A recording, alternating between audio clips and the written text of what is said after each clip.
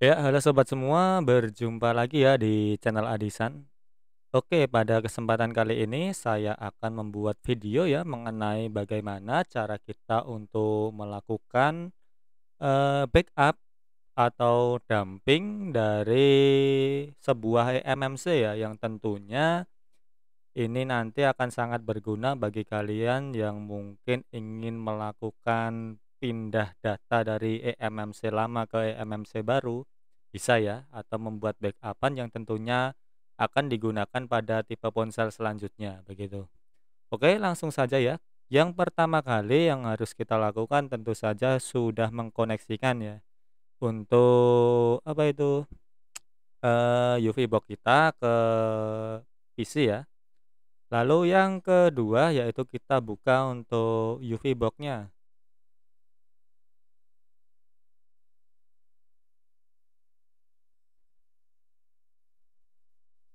Kita tunggu sebentar ya sampai, apa itu, UV kita terbuka.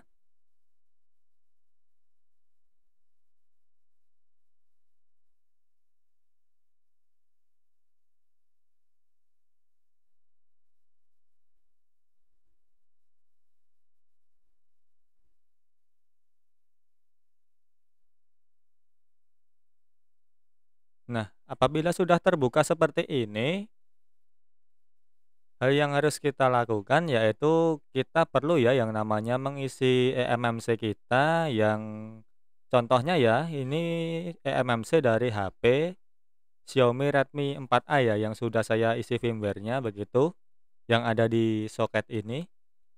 Yang akan kita lakukan backup dump gitu.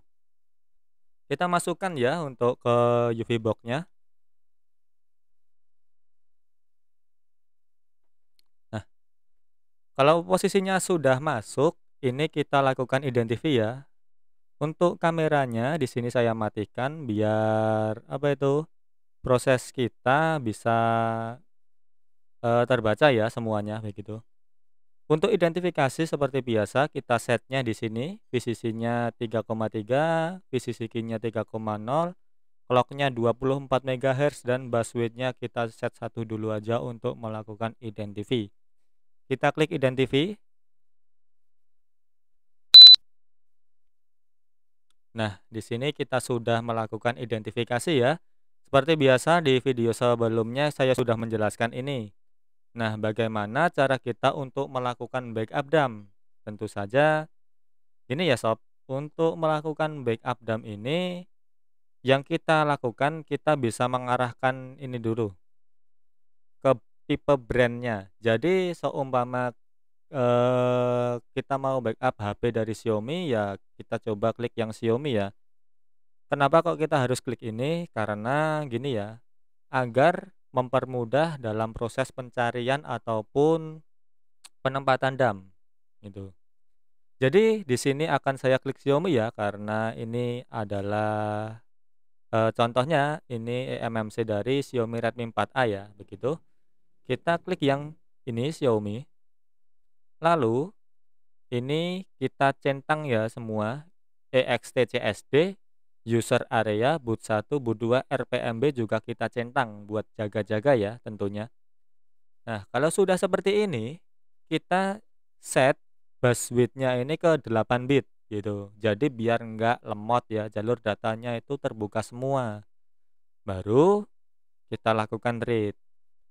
Di sini, di bagian user area, untuk kalian yang mungkin ya sudah pro ataupun sudah handal, kalian bisa sesuaikan ya untuk user area ini mau di backup apa itu dengan besar 32 MB atau 128 MB, 512 MB, 1 giga ataupun di custom ya gitu. Di custom itu maksudnya kita bisa tentukan berapa size atau berapa besar yang akan kita backup gitu. Tapi karena di sini eMMC-nya 16 giga, maka akan saya lakukan full dump ya. Jadi di auto saja. Tapi kalau untuk tipe eMMC yang mungkin tinggi ya, semisalnya 128 giga ataupun 64 giga, ya jangan kalian dump auto. jangan kalian full dump semua ya, karena makan waktunya sangat lama, mungkin bisa sampai 2 jam gitu. Karena eMMC-nya cuma kecil 16 giga, saya lakukan full dump ya tentunya. Ini biarkan auto, ini sudah di-set semua ya, seperti ini, baru kita klik read.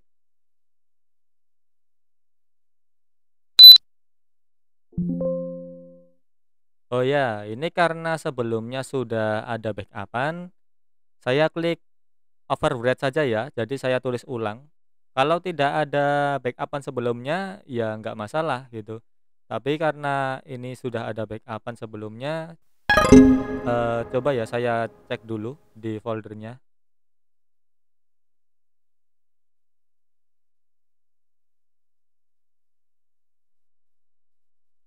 Nah, ini saya hapus dulu aja ya backup-an sebelumnya biar kalian paham.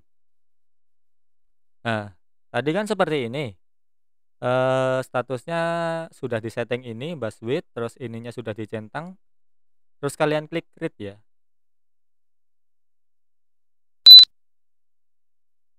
Nah, ini adalah proses backup ya. Kita tunggu sampai backup-an ini selesai. Kalau buswidth sama clock-nya ini diubah seperti ini, untuk kecepatannya stabil ya, bisa sampai 12 MB per detiknya begitu. Oh iya, sama ini ya, saya jelaskan sedikit masalah RPMB. Kalau RPMB-nya statusnya seperti ini, authentication key not yet programmed, itu artinya RPMB kita kosong ya, gitu. Kalau RPMB-nya ada tulisan provisioned, itu tandanya ada isinya gitu. Jadi eMMC ini yang saya gunakan adalah eMMC yang RPMB-nya bersih, jadi tidak ada security dari apa itu HP sebelumnya ya gitu. Dan cara untuk membersihkan RPMB ini adalah dengan melakukan update firmware. Itu hanya berlaku bagi yang ada FFU-nya atau backup-an dari eMMC-nya. Dan itu kebanyakan adalah eMMC berjenis Movinan milik Samsung. Kalaupun Hynix ada ya itu berarti memang ada yang backup ya tentunya. Tapi kebanyakan kalau Hynix itu susah ya cari firmware untuk FFU-nya gitu. Di sini kita tunggu ya backup-an ini sampai selesai.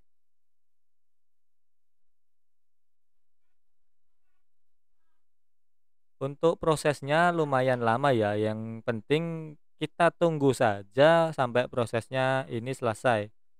Ini kalau full dam apa itu, sebesar 16 giga ya user areanya, itu memakan waktu hampir 30 menit, gitu. Jadi ya harap maklum dan harap sabar ya, gitu.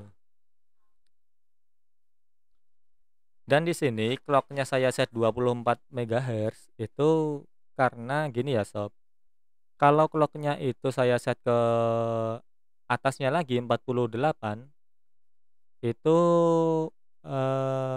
sering putus ya. Jadi semisalnya proses backup ini sudah sampai seperempat jalan, itu kadang sering putus. Dikarenakan tinggi ya, terlalu tinggi clock-nya dan eMMC-nya mungkin tidak, apa itu, tidak meng-support untuk melakukan, read atau write data secara cepat gitu. Jadi settingannya dibuat 24 MHz saja agar stabil ya, dan tentunya tidak putus di tengah jalan gitu. Oke, di sini ditunggu saja ya. Ini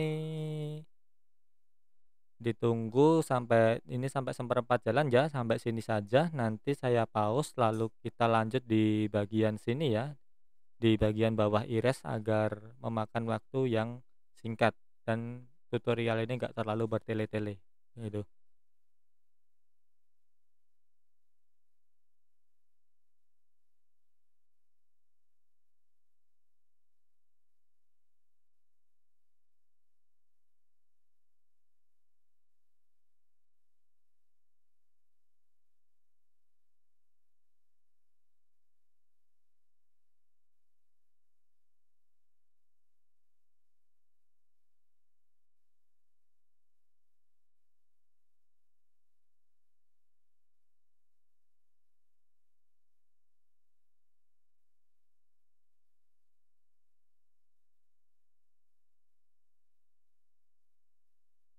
Oke ya Sob, ini saya pause dulu saja ya biar nggak terlalu memakan waktu yang terlalu lama. Saya pause dulu.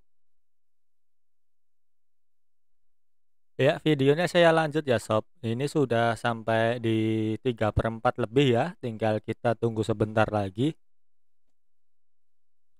Kita tunggu sebentar sampai backupan ini selesai ya, kisaran 2 menit.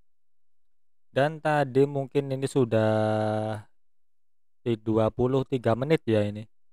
Prosesnya sudah 23 menit dan kita tunggu kisaran 3 menit lagi untuk backupannya baru selesai. Begitu.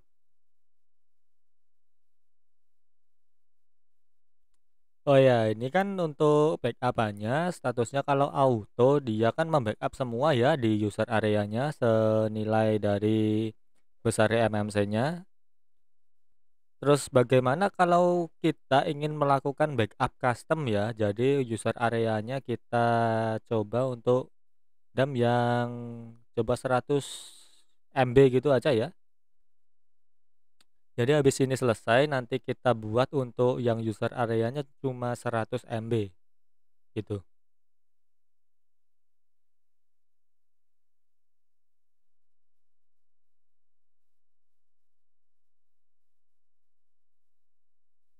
Kita tunggu lumayan lama ya.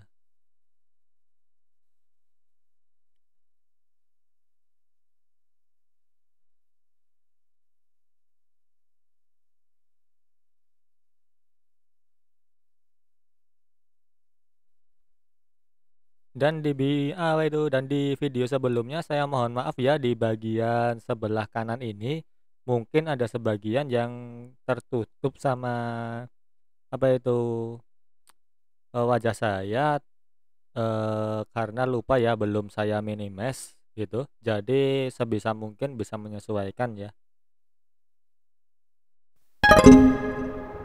Nah, nah, kalau sudah bunyi seperti tadi tandanya untuk backupan sudah berhasil ya. Untuk backupan dia ada di sini muncul ya Redmi 4A. Nah, ini hasil backupan kita tadi gitu. Coba kita klik identifikasi dulu.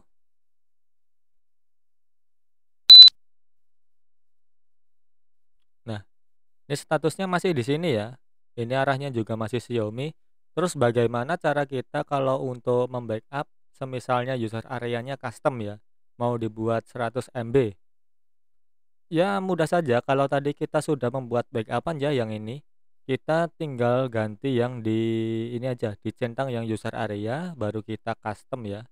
Itu. Kita custom coba kita read ya. Oh, sebentar bentar.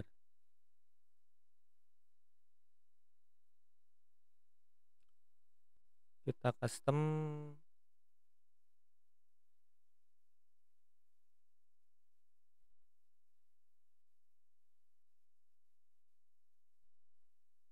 coba ya. Enter custom preset. Oh, ini harus apa itu?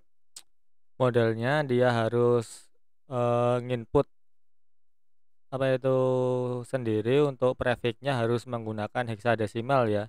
Jadi di sini saya coba RAM yang 128 MB saja. Itu biar cepat.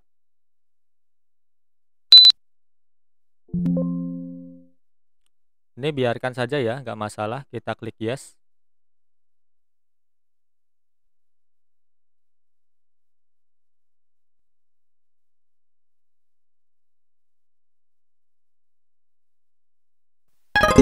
Nah, kalau sudah seperti ini, kita kan sudah punya dua user area ya.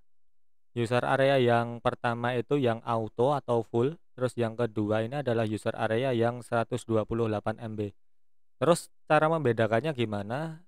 Tinggal di ini ya, diklik ini saja foldernya. Kita buka yang folder Redmi 4A. Nah, di sini dia ada dua user area ya, gitu.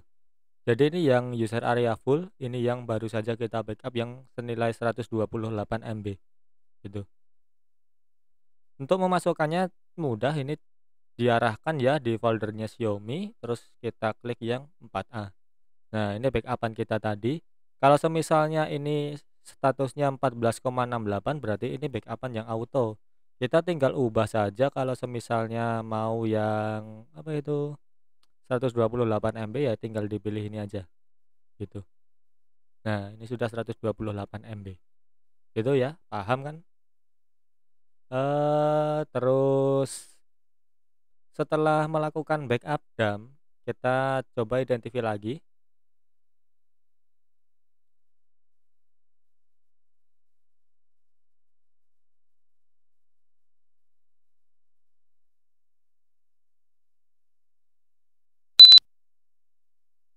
Nah, nah ini sudah teridentifikasi ya. Untuk masalah backup DAM sudah selesai. Terus hal yang kita lakukan yang kedua adalah backup di area user area gitu. Kita backup yang di sini user area part, diklik. Nah, hal yang perlu kita backup adalah yang warna-warna merah ini ya. Ini adalah file-file penting dari ponsel yang tentu saja mungkin memuat masalah konfigurasi ya seperti akun Google, terus email dan lain-lain gitu. Seperti fix sensornya juga. Kita backup yang merah seperti ini modem, modem ST1, ST2, FSG, terus persis sama config sama cas ya. Ini yang merah sudah kecentang semua. Kita read ya.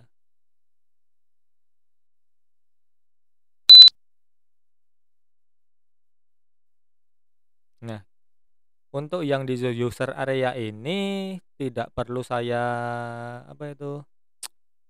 Tidak perlu saya pause karena cepat ya backupnya, nggak terlalu lama.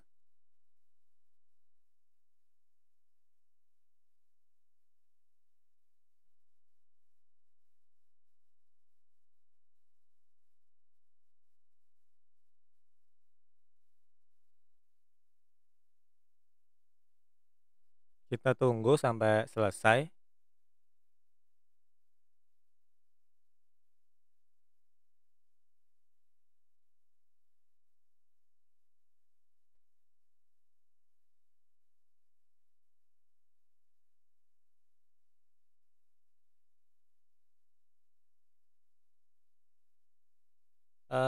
Gini ya Sob, untuk fungsi dari user area part ini sendiri adalah semisalnya HP kita itu mengalami bootloop dan nge-crash yang diharuskan melalui apa itu flash melalui UV, kita wajib ya backup yang merah-merah ini karena penting sekali itu. Jadi semisalnya kalau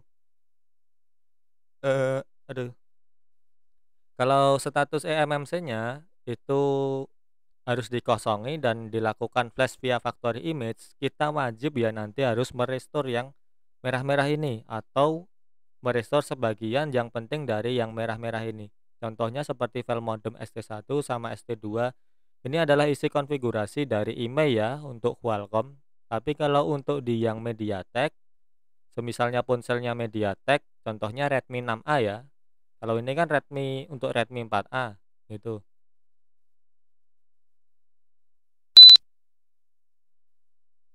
Nah, kalau ini kan untuk Redmi 4A kan dia chipsetnya MSM kan. Tapi kalau untuk yang semisalnya Redmi 6A itu kasusnya yang MediaTek di user area partnya itu biasanya NVRAM sama NVData ya. Itu wajib kita backup terus yang partisi merah-merah lainnya gitu. Oke, untuk user area partnya ini sudah di backup ya. Terus cara ngeceknya gimana? Kita masuk di tab program ini lagi. Terus kita tinggal ini ya, buka foldernya, klik. Nah, di dalam folder apa itu Redmi 4A sendiri sudah ada folder user part ya. Nah, dan ini adalah backupan dari user part yang baru saja kita lakukan backup gitu.